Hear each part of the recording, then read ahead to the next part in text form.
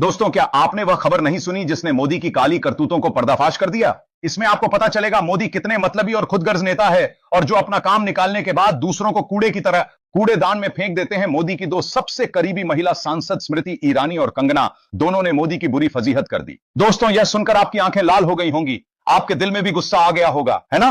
तो चलिए इस पूरे घटना को ऐसे अंदाज में देखते हैं जिससे आप शुरू से लेकर अंत तक बने रहेंगे। और हां, एक छोटी सी रिक्वेस्ट है दोस्तों, हमारे इस नए चैनल नई सोच को सब्सक्राइब और लाइक जरूर करना दोस्तों। मात्र 1 सेकंड लगेगा, सब्सक्राइब कर दीजिए और बेल आइकन भी दबा दीजिए। दोस्तों, स्मृति ईरानी को जिस तरह से चुनाव हारने के बाद ठीक वैसे ही पार्टी से फेंक दिया गया जैसे बिस्कुट खाने के बाद खाली पैकेट को फेंक दिया जाता है।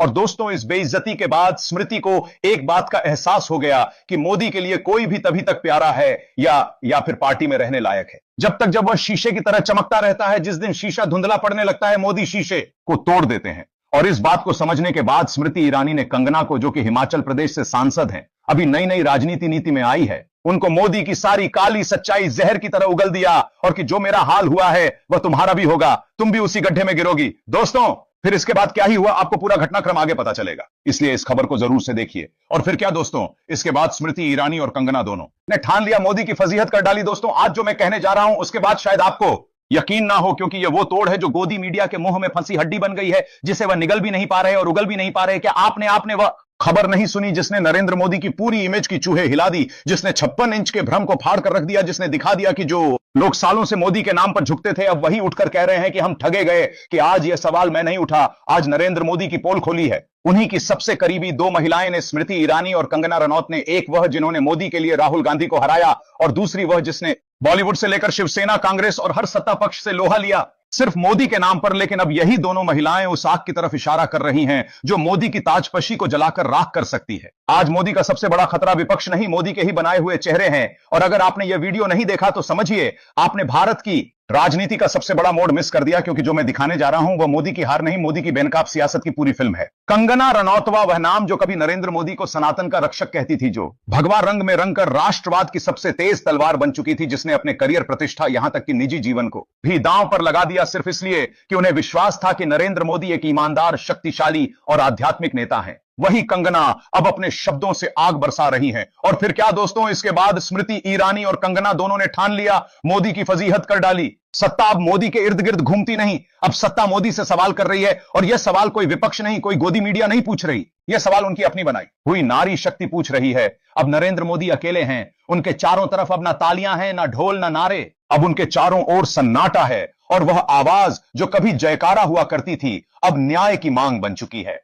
कंगना और स्मृति मोदी के लिए आईना नहीं, सजा बन चुकी है। यह कोई व्यक्तिगत आघात नहीं है, यह उस सत्ता लोलुपता की सजा है जो अपने सबसे वफादार सैनिकों को भी इस्तेमाल कर फेंक देती है। मोदी अब विपक्ष से नहीं डरते, उन्हें डर अब अपने अतीत से है, क्योंकि उनका अतीत अब वीडियो में बोल रहा है, भाषणों में गरज रहा है और सोशल मीडिया पर उनके ही खिलाफ जनमत बन रहा है। भारत का प्रधानमंत्री अब एक राजा नहीं, एक गिरता हुआ महल बन चुका है, जहां दीवारें अंदर से ही धड़क रही हैं और पत्थर फेंकने वाले अब बाहर से नहीं भीतर से उठे हैं। अगर इस वीडियो को आपने यहां तक देखा है तो एक बात याद रखिए, जब प्रचार खुद पोल खोल दे तो समझ लीजिए इतिहास करवट लेने ही वाला है। अब सवाल यह है कि मोदी को लेकर यह जो सियासी खामोशी बन गई है, यह चुप्पी आखिर क्यों टूटी?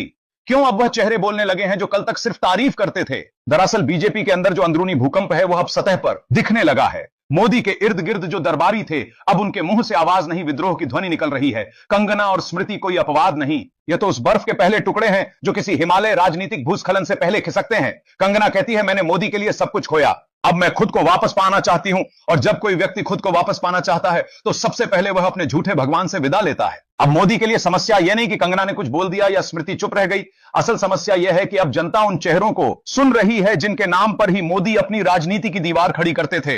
बीजेपी का वह वोटर जो टीवी डिबेट्स में कंगना को देखकर ताली बजाता था, जो अमेठी में स्मृति को जिताकर खुद को विजेता समझता था, अब खुद से सवाल पूछ रहा है, क्या हमसे झूठ बोला गया? क्या मोदी सचमुच वह नेता है जो सिर्फ अपने फायदे के लिए रिश्ते बनाते और तोड़ते हैं? इस पूरी पटकथा में सबसे खास बात है मोदी की खामोशी। न उन्होंने कंगना के समर्थन में एक शब्द कहा, न स्मृति की पराजय पर संवेदना जताई। सवाल यह है, क्या मोदी अब इतने बड़े हो गए हैं कि उन्हें जवाब देने की जरूरत नहीं, या फिर वह जानते हैं भाषण अब सिर्फ पुराने वीडियो क्लिप्स की तरह लगते हैं जहां शब्द है लेकिन आत्मा नहीं? कंगना और स्मृति के बाद कौन अगला चेहरा होगा जो मोदी से मोह भंग की घोषणा करेगा? यह कहना मुश्किल है। वह चुप्पी जो मोदी की रणनीति हुआ करती थी अब वह डर बन चुकी है, और यह डर सिर्फ राजनीतिक हार का नहीं बल्कि राजनीतिक बेनकाबी का है। कई लोग कहेंगे कि यह सब एक इत्तेफाक है, लेकिन जब इत्तेफाक बार बार होने लगे तो समझिए उसमें साजिश नहीं सच्चाई छुपी होती है। कंगना का टिकट देना और फिर उन्हें मंच से गायब कर देना यह इत्तेफाक नहीं था। यह दिखाता है कि मोदी को जरूरत पड़ती है फेस वैल्यू की, ना कि निष्ठा की, और यही हाल स्मृति ईरानी का भी है। अमेठी में जीत दिलवाई, लेकिन जब हार हुई तो अकेली छोड़ दी गई, ना कोई भाव ना कोई नेतृत्व। लेकिन इतना तय है कि एक बार जो रथ टूटा वह दोबारा नहीं दौड़ता। इस पूरे घटनाक्रम में सबसे ज्यादा हिम्मत दिखाई है महिलाओं ने। जिस पार्टी ने नारी शक्ति का नारा दिया, आज उसी नारी शक्ति से डरी हुई है। कंगना और स्मृति की आवाज को कुचलने की हर कोशिश की जा रही है, लेकिन आवाज जब भीतर से आती है तो उसे दबाना नामुमकिन हो जाता है। आज मोदी को रोकने के लिए विपक्ष की जरूरत नहीं, अब उनकी अपनी बनाई गई दीवारें ही उनके रास्ते में खड़ी हैं। तो यह थी उस सियासी भूकंप की दूसरी कड़ी जिसमें अब दरारें साफ दिखने लगी हैं। अगले हिस्से में हम बात करेंगे कि कैसे यह विद्रोह बीजेपी की आने वाली राजनीति को हिला सकता है, और क्या यह सिर्फ शुरुआत है एक बड़े अंत।